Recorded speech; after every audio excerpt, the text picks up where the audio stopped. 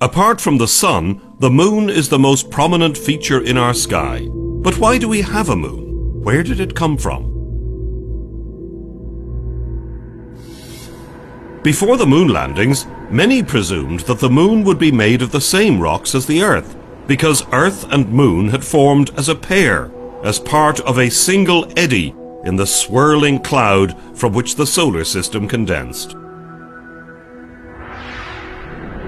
Other scientists predicted that the moon rocks would be totally different, because the moon was a passing planet that had got captured in the Earth's gravitational field. In fact, moon rock turns out to be similar to the rocks deep in Earth's interior, so a different explanation is required. A plausible theory is that a Mars-sized planet hit the Earth and merged with it. Molten material from the interior was ejected by the collision. This condensed to form the moon.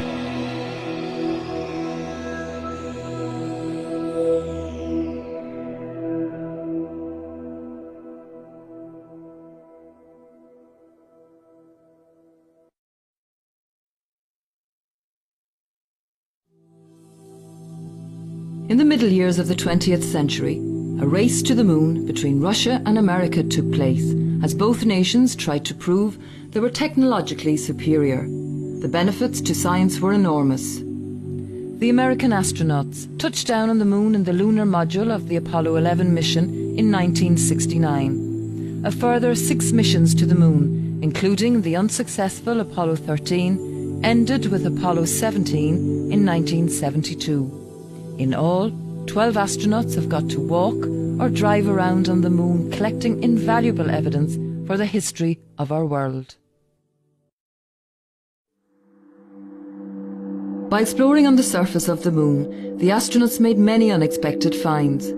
Firstly, they discovered that the moon is made from rocks similar to those deep in the Earth's mantle.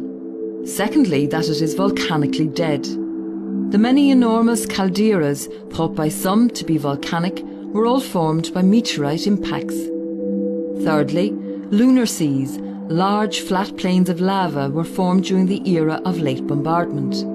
This was a short period of intense meteorite bombardment, about 3.9 billion years ago.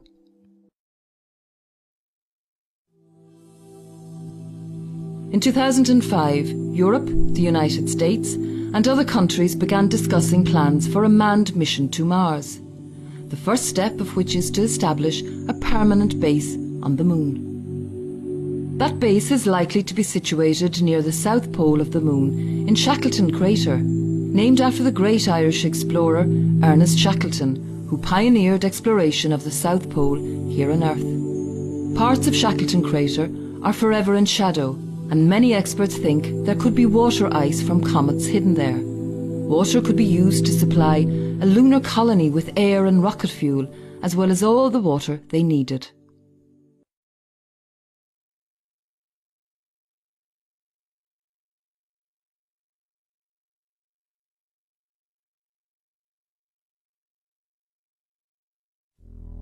Exploration of the moon revealed evidence for what we now call the era of late meteor bombardment. This was a 100-million-year-long period, 3.9 billion years ago, when conditions on both the Earth and the moon were very similar, a molten hell. The solar system formed in violent collisions of debris 5 billion years ago. 1 billion years later, a second intensive bombardment began. Perhaps it was caused by a star passing by, or maybe by the breakup of another planet. There is no erosion on the moon, so we can clearly see the craters and lava seas on the moon's surface caused by the impact of rocks up to 10 kilometers wide. The Earth would have been equally intensely bombarded at the same time. The heat would have driven off any atmosphere or oceans to create what is known as the Hadean Earth. As the bombardment eased and Earth cooled, icy comets may have brought water back for new oceans to form on Earth. Weather and ocean and crustal movement have eroded away and hidden all evidence of the era of late bombardment on Earth.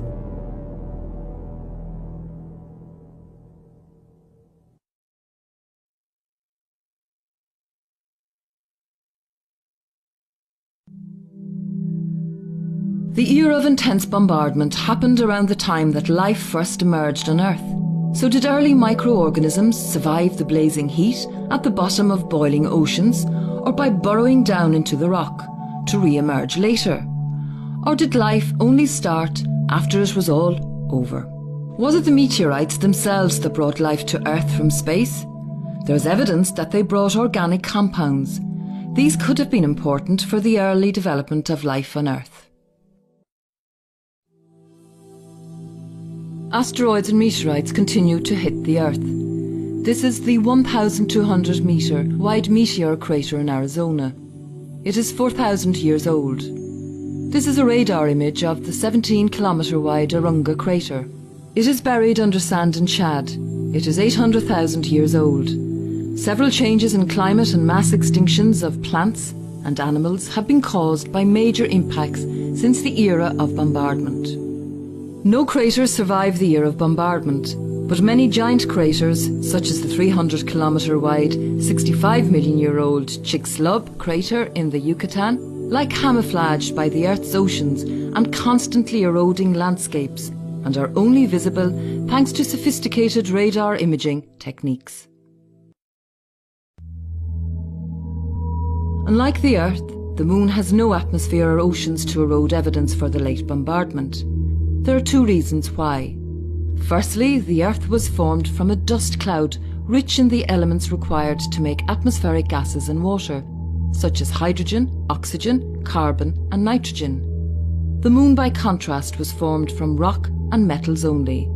These were likely blasted from the Earth's deep mantle by an impact with another planet.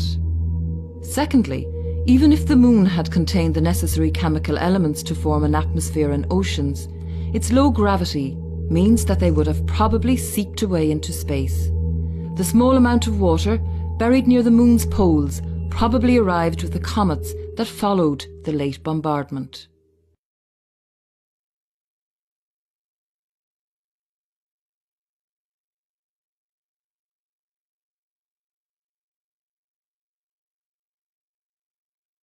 This is the Aurora Borealis, also called the Northern Lights. The sun spews out millions of particles a second, which would kill all on Earth but for our magnetic field. The glowing curtains of light are caused when the particles collide with atoms in the Earth's atmosphere. Most of this solar wind is harmlessly deflected away by the Earth's magnetic field, or absorbed by the Earth's atmosphere. But a small fraction is guided down along the lines of Earth's magnetic field near the poles. This explains why the Aurora Borealis is most easily seen in countries near the North Pole. The magnetic field forms a shock front that deflects the streams of charged electrons that stream off the sun's surface in the solar wind. It also filters the cosmic rays that come from deep space. So what causes the Earth's magnetic field? Earth's inner core is solid iron. This is surrounded by an outer core of liquid iron and nickel. The heat from the core causes the iron and nickel to circulate, much like boiling water in a kettle, and the circulation of the iron and nickel generates the Earth's magnetic field. The magnetic North Pole is not exactly fixed, and even now turbulence in the liquid inner core is causing it to move direction and the field to weaken. This probably heralds another flip-flop when the magnetic poles will reverse and all compasses will point south. This is known to happen every 200,000 years or so.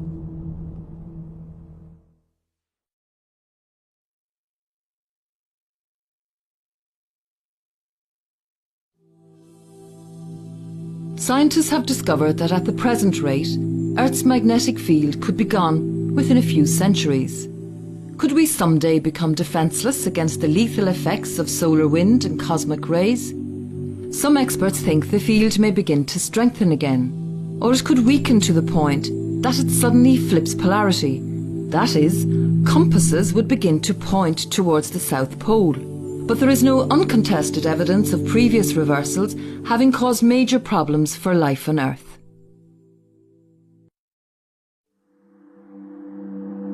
Space weather generally varies with the 11-year sunspot cycle. The more sunspots, the more storms and the more voluminous the solar wind, the stream of charged particles that cause the aurora borealis. Solar flares also hurl out protons, electrons and blasts of X-rays. The Sun can also spawn coronal mass ejections, billion-ton clouds of plasma travelling at more than 1 million miles per hour that arrive at the Earth in only a few days. Solar storms can disrupt shortwave communication, can cause power blackouts, satellite failures and even pipeline explosions. The Earth is constantly bombarded by cosmic rays, energetic particles that approach the Earth from all directions. The term ray is a misnomer, as the particles arrive individually, not in the form of a ray or beam. 90% of all the incoming particles are protons, about 9% are helium nuclei, and about 1% are electrons. Cosmic rays originate from a wide variety of sources, ranging from energetic processes on the Sun, all the way to supernova black holes and quasars in the farthest reaches of the visible universe.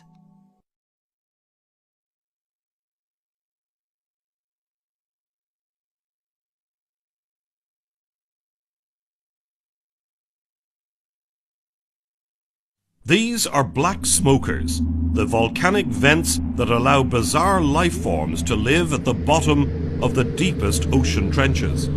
All over the world, volcanoes and underwater vents spew gases and chemical nutrients essential for life into the atmosphere and oceans. The Earth appears solid beneath our feet, but the surface is like a giant jigsaw puzzle, with continents moving around and colliding as they float on a layer of semi-molten rock. Convection currents cause the thick plates of crust that form continents to move around over the much thinner crust that lies under the oceans. When a thick continental plate rides over the thin ocean crust, it is forced downwards into the hot interior. The plate melts into lava. This finds its way back to the surface to form volcanoes. Volcanoes spew carbon dioxide and nitrogen gas, both vital for life, into the Earth's atmosphere. Similarly, when convection currents cause the crust to split on the ocean bed, lava moves up to fill the gap. Undersea vents form, filling the sea with chemical nutrients.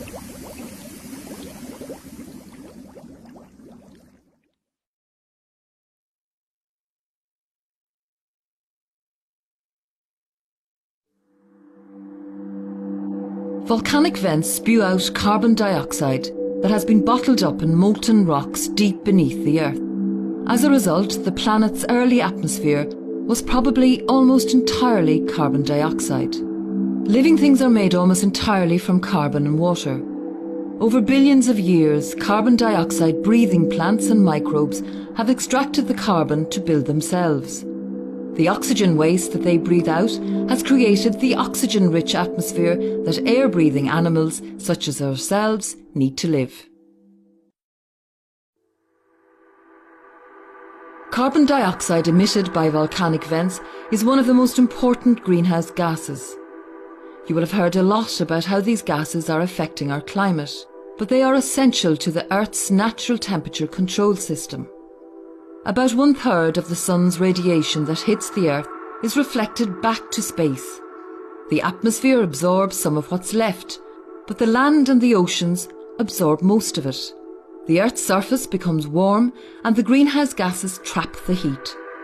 Without this greenhouse effect, the Earth would freeze over and everything would die.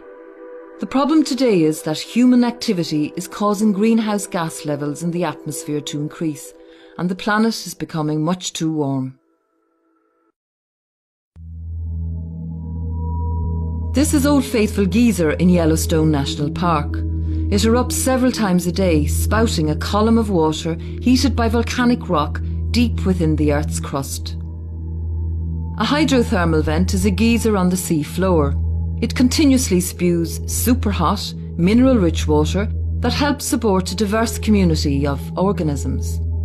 Although most of the deep sea is sparsely populated, vent sites teem with a fascinating array of life. The first hydrothermal vent was not discovered until 1977, and most are found more than 2 kilometres down in areas where the seafloor is spreading, along the mid-ocean ridge system, the underwater mountain chain that circles the globe.